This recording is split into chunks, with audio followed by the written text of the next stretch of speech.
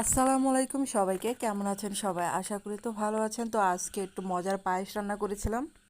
আর এটা ছিল সম্পূর্ণ ম্যাকারনি এবং একটু পোলাওর চাল দিয়ে পায়েস রান্না করেছিলাম। আর এদিক দিয়ে দেখেন এতটা মজার হয়েছিল যে বাচ্চারা এবং আমার মা সবাই মিলে আমরা খাচ্ছি, এতটা মজার এটা।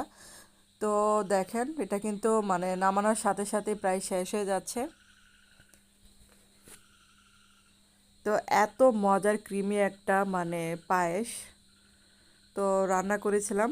আর এদিক দিয়ে মানে নিহারি যে সেটা মানে জাল দেওয়া হচ্ছে, এখনও কিন্তু এটা রান্না হয় নাই, মানে জাল দিয়ে রেখেছি যাতে মানে সকালে রান্না করা যায়, সময়টা কম লাগে এই জন্য মানে এটা কিন্তু আগের দিন থেকে জাল করা হয়।